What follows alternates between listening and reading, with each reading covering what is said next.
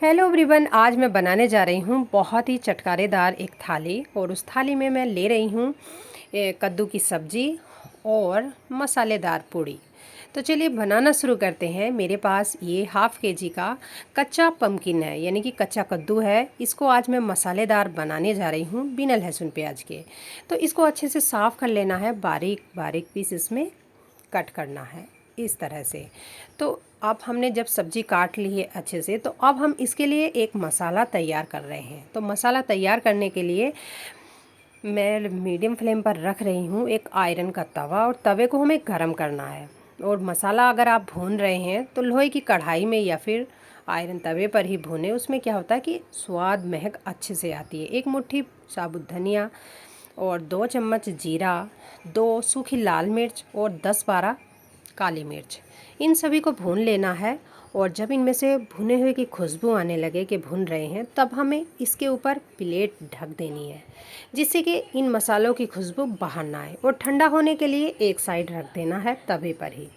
अब low flame पर मैं रख रही हूँ कढ़ाई। कढ़ाई को गर्म करने के बाद 2 चम्मच सरसों का तेल डालना है।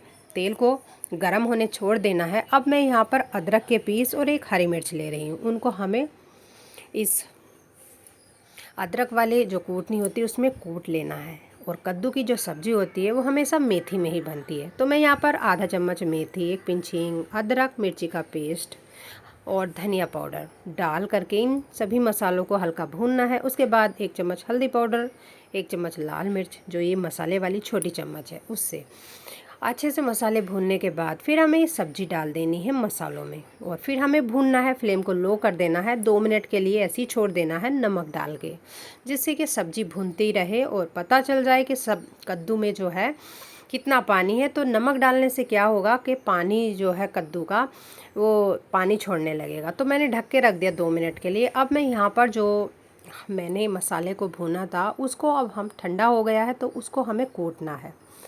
तो इस मसाले को इतना कूटना है कि ज़्यादा मोटा भी ना हो और ज़्यादा बारीक भी ना हो।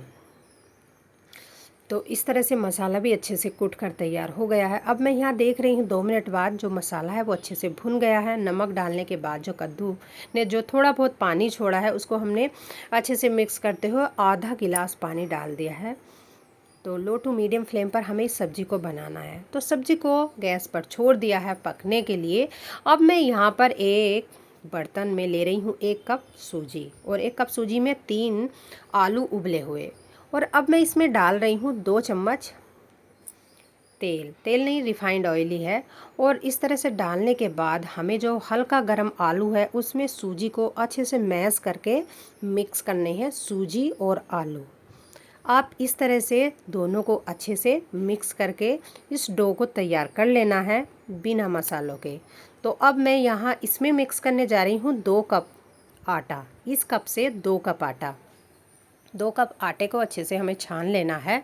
और फिर हमें इसमें मसाले तैयार करने हैं। जो मैंने मसाले भुने हुए कूटे थे मैंने वो डाल दिए हैं 1.5 चम्मच, बड़ी 1.5 चम्मच, स्वाद के अनुसार नमक और बारीक कटा हुआ हरा धनिया डालने के बाद जो ये आलू सूजी का डो है उसको हमें तब तक आटे में मलना है जब तक कि ये डो अच्छे से जो है थोड़ा सख्त ना हो जाए। और जो आटा बचे उसमें हमें थोड़ा थोड़ा पानी डाल करके एक डो बना लेना है। फिर सभी डो को, यानी कि जो जितना भी आटा हमने बनाया है सबको अच्छे से मिक्स कर लेना है। एक बात का ध्यान रखना है कि पानी उतना डालना है कि ये आटा ज़्यादा पतला ना रहे, यानी कि ज़्यादा ढीला ना रहे। इसको सख्त ही बनाना है, क्योंकि जब आप इसको रेस्ट दोगे तो ये खुद ब खुद ढीला हो जाएगा, पतला हो जाएगा। तो यहाँ पर सख्त सा डो बना करके ऊपर से तेल डाल करके अब मैं रख रही हूँ 10 मिनट के लिए रेस्ट पर।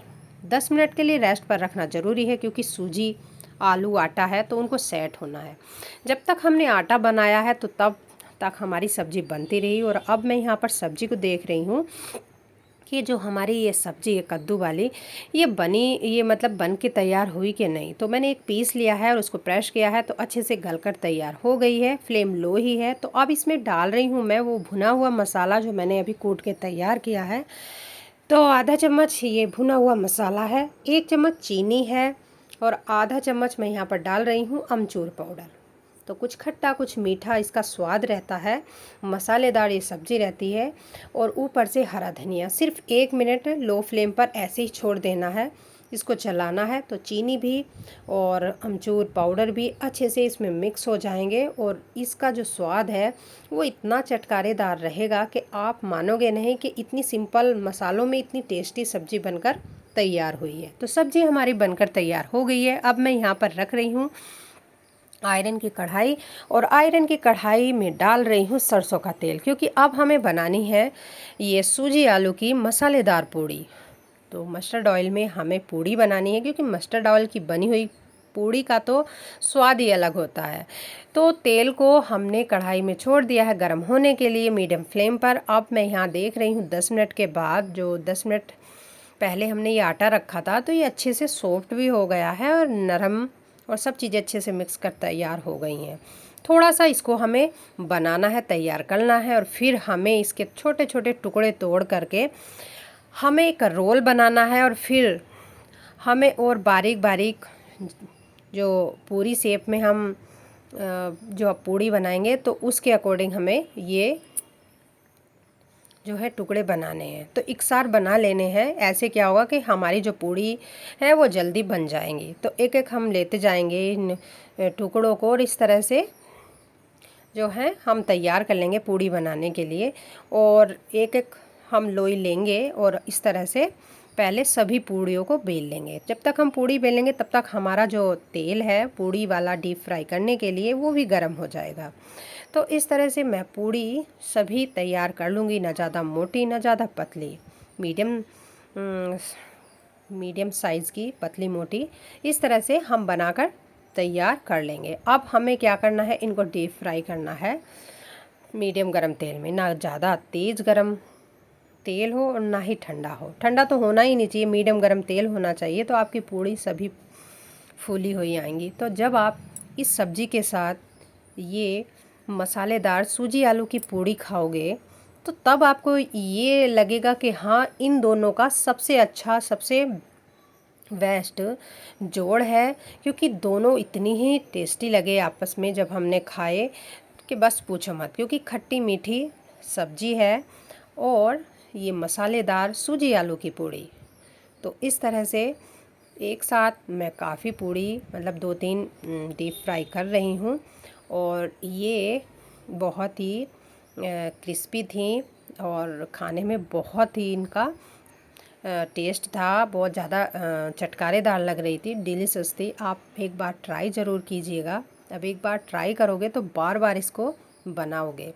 तो इस तरह से मैंने थाली तैयार की, मसालेदार पूड़ी, भुने हुए आलू और एक कद्दू की सब्ज़ी, और साथ में मेरे पास भुना हुआ करेला रखा था तो मैंने वो भी साथ में रख दिया। तो इस तरह से मेरी ये चटकारेदार थाली बनकर तैयार हो गई है। अगर आपको पसंद आती है तो एक कमेंट, लाइक और सब्सक्राइब ज़रूर कीजिए। अपने दोस्तों और फैमिली के साथ शेयर कीजिए और बताइए कि आपको किस तरह की रेसिपी देखना पसंद है। मैं उसी तरह से ये रेसिपी अपने चैनल पर अपलोड करूँगी। और आप सब हंसते मुस्कुराते रहिए। मिलती हूँ एक न्यू रेसिपी के साथ। Bye bye everyone.